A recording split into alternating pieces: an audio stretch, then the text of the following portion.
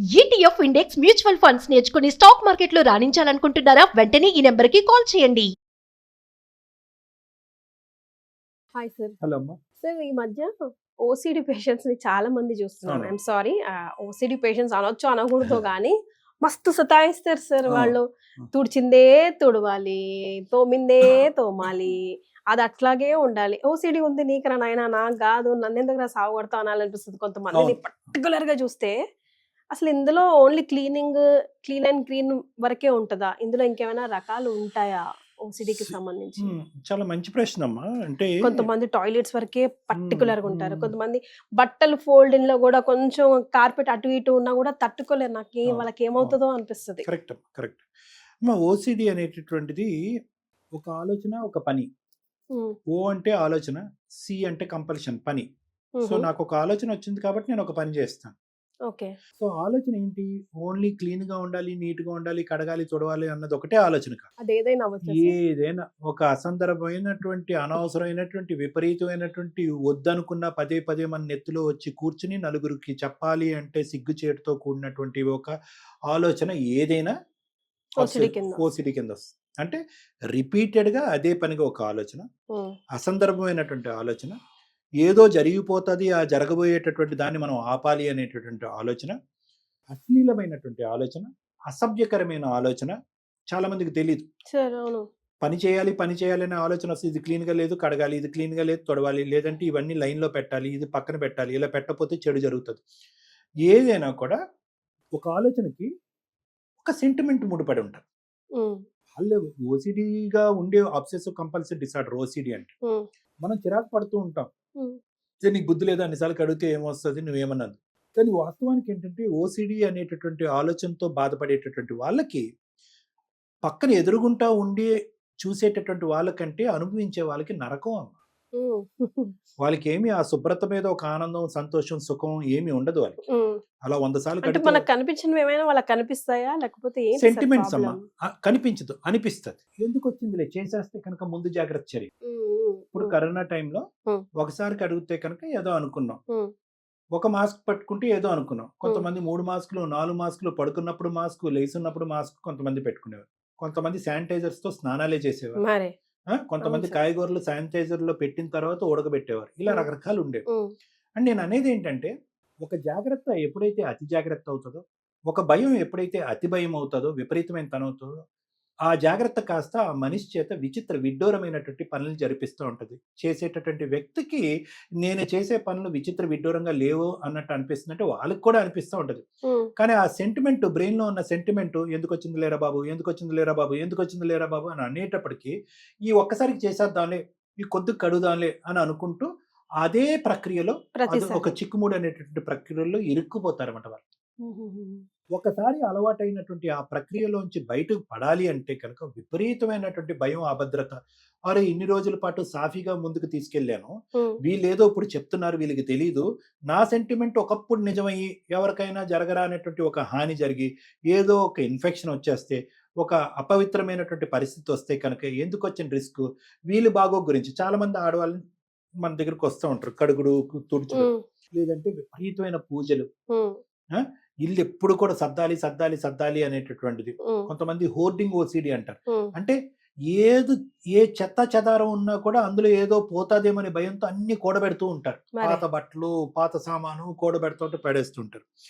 ఇలాంటి వాళ్ళకి మనం అడుగుతూ ఉంటాం, ఏమ్మా మరి ఎందుకు ఇవన్నీ చేస్తున్నారు అంటే కనుక, సరే వీళ్ళందరూ కసురుకుంటున్నారు, తిడుతున్నారు, నా పని నన్ను చేసుకొని ఇవ్వట్లేదు అంటే, మరి కరెక్టే కదమ్మా.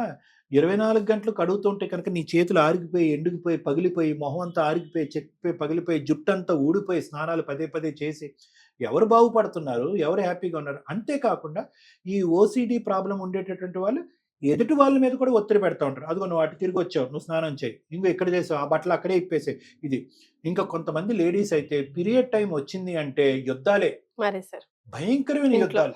అది వాళ్ళ పీరియడ్ టైం అన్నా అవనియండి, ఆ మెన్సెస్ టైం అన్నా అవనియండి, పిల్లల యొక్క మెన్సెస్ టైం అన్నా అవనియండి, అంతే. అదేదో ఒక భయంకరమైనటువంటి, ఒక అపవిత్రమైనటువంటి, ఘోరాతి ఘోరమైన.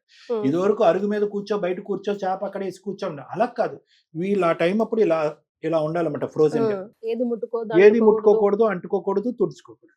అంటే కనుక వాళ్ళు ఏమంటారు, ఇప్పుడు అడుగుతాం మనం, ఏమ్మా నీకు ఇబ్బంది లేదా, నువ్వు ఇలా అయిపోతున్నావు, ఫ్యామిలీ ఇలా అయిపోతుంది, ఏదైనా వాళ్ళ మంచికి గురించే కదండి నేను చేస్తాను. సో వాళ్ళు చేసేటటువంటి పని విపరీతం అని వాళ్ళకి అనిపించినా కూడా ఏదో అనుకున్నటువంటి ఒక పరిస్థితి ఏర్పడకుండా వాళ్ళు తీసుకునేటటువంటి కుటుంబ సంక్షేమం గురించి వాళ్ళు తీసుకునే ముందు జాగ్రత్త చర్యగా వాళ్ళు ఎప్పుడు కూడా వాళ్ళు ఆలోచనని, వాళ్ళ పనుల్ని, వాళ్ళకి కష్టమైనా కూడా సమర్థించుకుంటూనే ఉంటారు. మరి దీన్ని ఎప్పుడు సార్ భూతద్దంలో పెట్టి చూడాలి? అంటే వీళ్ళకి ప్రాబ్లం ఉంది, దే నీడ్ డాక్టర్ అడ్వైజ్ అని ఎప్పుడు అనుకోవాలి?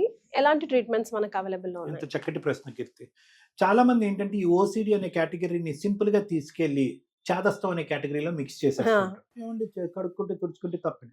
ఎప్పుడైతే కనుక majority of the 24 hour cycle 24 గంటల్లో మేజర్ చంక్ అంతా కూడా ఈ పనికిరాని కార్యక్రమాలకు వెళ్ళిపోతుందో, ఎప్పుడైతే కనుక ఇంటిల్లో పాది మీరు ఒక తలనొప్పి కింద మారుతారో, ఎప్పుడైతే కనుక పిల్లలకి అమ్మో ఇంటికి వస్తే కనుక అమ్మ ఇచ్చేయమంటది, అచ్చేయమంటది భయభ్రాంతులకు గురవుతారు, ఎప్పుడైతే కనుక మీ ఇంట్లోకి ఎవరు వచ్చినా కూడా ఒక నరకమే, మీరు ఎవరి ఇంటికి వెళ్ళే పరిస్థితి కూడా లేని పరిస్థితి వస్తుంది. ఇంటికి ఎవరైనా వస్తే కనుక తుడిచేటం, కడిగేటం, సోఫాలు కడిగేయటం, కరెంటు వైర్లు కడిగేయటం, ఇవన్నీ జరుగుతూ ఉంటాయి. ఇలా జరుగుతుంది అంటే కనుక అంటే దీని అర్థం ఏంటి, ద ఓవరాల్ ఫంక్షనింగ్ అంటే ఆ కుటుంబానికి, ఆ మనుషులకు సంబంధించినటువంటి పనితీరులోని, జీవన విధాన శైలిలో భిన్నమైనటువంటి విపరీతమైన మార్పులు వస్తే కనుక అది జబ్బు అని అర్థం. సో ఎప్పుడైతే ఒక సెంటిమెంట్, ఒక చేదస్తం కాస్త పరాకాష్ట అవుతుందో, ఒక పరిధి దాటుతుందో, అది ఇంకొక ఓసిడి కూడా ఉంది. ఇది నలుగురికి కనిపించే ఓసిడి గురించి మనం చెప్తున్నాం. ఇవన్నీ ఇలా పెట్టాలి, ఇవి ఏర్పాటు చేసుకోవాలి, ఈ గీత దాటకూడదు, ఆ గీత దాటాలి, ఇలా ఇన్ని ప్రదక్షిణాలు చేయాలి, ఇలా అనుకోవాలి, వాట్ ఎవర్ ఇట్ ఈస్. ఇలాంటి సెంటిమెంట్స్ కొన్ని ఓసిడి. కొంతమంది ఏంటంటే ఇందాక హోర్డింగ్ ఓసిడి అన్నారు. ఇవన్నీ బయటకు మనకు కనిపించేటటువంటి ఓసిడి, అంటే చూడగానే తెలిసిపోద్ది ఏంటి నిజం. కొంతమంది నంబర్ ఓసిడి ఉంటారు. ఏది చేసినా 2 సార్లు చేయాలి, 4 సార్లు చేయాలి, ట్యాప్ చెక్ చేయాలంటే 2 సార్లు, స్టవ్ చెక్ చేయాలంటే 3 సార్లు, తలుపు వేసేయాలంటే 6 సార్లు, వెహికల్ యొక్క హ్యాండిల్ లాక్ పడిందా అనేది 5 సార్లు. వీళ్ళు ఏమనుకుంటారంటే ఫస్ట్ టైం కంటే సెకండ్ టైం చెకింగ్ బాగుంటుందని ఫీల్ అవుతారు, సెకండ్ టైం కంటే థర్డ్ బాగుంటుందని ఫీల్ అవుతారు. కానీ బాగుండేది ఫస్ట్, సెకండ్, థర్డ్ అన్నీ ఒకటే. కానీ వాళ్ళు సెంటిమెంటల్ గా 6 or 8 వరకు న్యూమరికల్స్ ఆఫ్ ఈవెన్ నెంబర్స్ అంటారు. ఈవెన్ అవి 6, 8, 16 అలా వెళ్తారన్నమాట. సో వాడు టక్ టక్ చెక్ చేస్తూనే ఉంటాడు. వాళ్ళ సెంటిమెంట్ ఏంటి, 16th టైం ఎప్పుడైతే నేను గంట కొడతానో అప్పుడే పర్ఫెక్ట్ అని అనుకుంటారు, చేస్తుంది. ఇవన్నీ మనకు బయట కనిపించే వసిడి. కానీ లోపల విపరీతంగా బాధ పెట్టేటటువంటి, కుంగిపోయేటటువంటి ఇంకో భయంకరమైన ఓసిడి కేటగిరీ ఉంది. అది సహజంగా బయట ఎవరికీ కనిపించదు, వాళ్ళు ఎవరికి, కుటుంబ సభ్యులకి ఎవరికి చెప్పరు. లోపలే సంవత్సరాల కొద్ది కుంగిపోయి ఏడుస్తూ తలబాదుకుంటూ క్లినిక్ లోకి వచ్చి కూలబడిపోతూ ఉంటారు. ఆ ఓసిడి ఏంటంటే అశ్లీలతతో కూడినటువంటి ఓసిడి, అసభ్యకరమైనటువంటి ఆలోచనతో కూడినటువంటి ఓసిడి. ఎంత విచిత్రంగా ఉంటుందంటే చెప్తూ ఉంటే వినేటటువంటి ప్రేక్షకులకే ఆశ్చర్యంగా ఉండొచ్చు. సొంత ఫ్యామిలీ మెంబర్స్ మీద అశ్లీలమైన ఆలోచనలు వస్తూ ఉంటాయి, వాళ్ళు ఆపుకోవాలన్నా వస్తూ ఉంటాయి. వాళ్ళు ఎంతో దైవభక్తితో కూడినటువంటి దేవుడు విగ్రహాల మీద వస్తూ ఉంటాయి. సో గుడికి వెళ్ళలేరు, పక్కన స్త్రీమూర్తి లాంటి తల్లి గాని చెల్లి గాని ఉన్నా కూడా కూర్చోలేరు. చాలా భయంకరంగా వస్తూ ఉంటాయి అన్నమాట ఆలోచనలు.